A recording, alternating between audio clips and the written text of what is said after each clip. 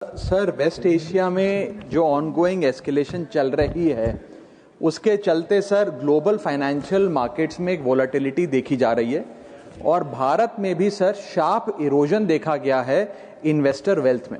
Sir, ये India का crisis नहीं है, इंडिया इस कॉन्फ्लिक्ट का हिस्सा नहीं है, भारत के इकोनॉमिक फंडामेंटल्स अभी भी स्ट्रांग है, लेकिन फिर भी इस जियोपॉलिटिकल ग्लोबल शॉक के चलते हमारी अर्थव्यवस्था और खास तौर पे भारत का बाजार, इंडियन स्टॉक मार्केट को एक शॉक लगा है।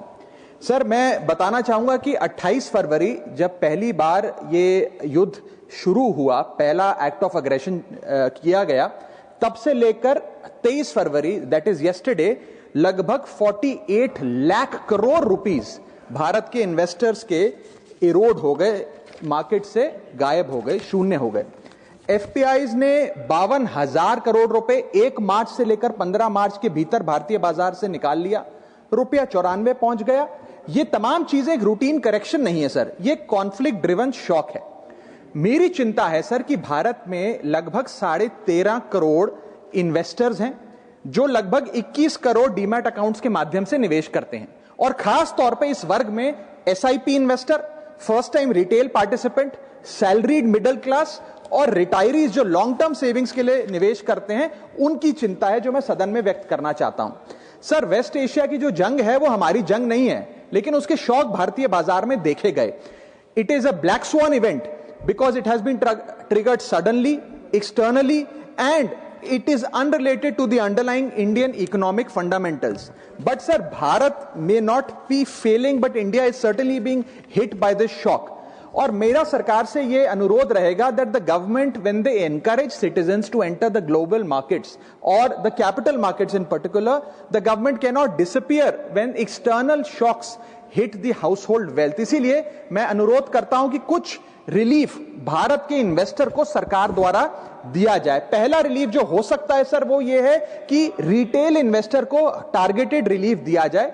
आज जब भारत का कोई इन्वेस्टर बाजार में शेयर खरीदता है, रिटेल इन्वेस्टर, तो उसे ब्रोकरेज, एसटीटी, एक्सचेंज चार्जेस, इस सर्विस चार्ज पर जीएसटी और स्टैंप ड्यूटी देना पड़ता है, और ये सब जूझने के बाद यदि मुनाफा होता है तो 20% short term capital gain tax और 12.5% long term capital gain tax लगता है।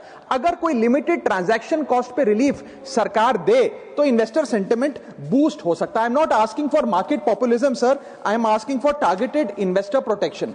मेरा दूसरा सुझाव है, अगर time bound STT relief retail investor को दिया जाए, एफएनओ सेक्टर को नहीं। एफएनओ सेक्टर में एसटीटी बढ़ाकर सरकार ने अच्छा काम किया, मैं सराहना करता हूं सरकार की, लेकिन रिटेल इन्वेस्टर के लिए अगर एसटीटी का रिलीफ दिया जाए तो एक इन्वेस्टर कॉन्फिडेंस बूस्ट हमारे बाजारों को मिलेगा, भारत के रिटेल इन्वेस्टर को मिलेगा। मेरा थर्ड सुझाव है सर कि कैपिटल लॉस को कैरी फॉरवर्ड करिए। समाप्त कर रहा हूं sir, I just need half a minute.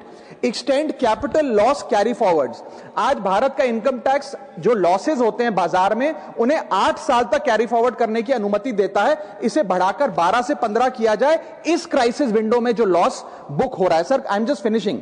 Sir, special crisis period tax treatment, one time relaxation for retail taxpayer for this notified stress period. And sir, finally my suggestion is कि low friction rebalancing अगर portfolio में mutual fund investor करता है, मान लीजिए वो equity से date fund की ओर जाना चाहता है इस सेबी नोटिफाइड स्ट्रेस पीरियड में, तो उसे इसकी अनुमति मिलनी चाहिए with very limited expense ratio. And lastly, the government must emphasise on strong public communication. हमारा बाजार, आरबीआई, सेबी, एक्सचेंजेस, वित्त मंत्रालय भारत की मैक्रो स्टेबिलिटी और एनर्जी प्रिपेयर्डनेस पे जनता से बात करें। In conclusion, permit me to say that India's fundamentals are strong. What needs strengthening is the policy shield that surrounds our investors, because this is not our war, but our investors are paying the price. Thank you.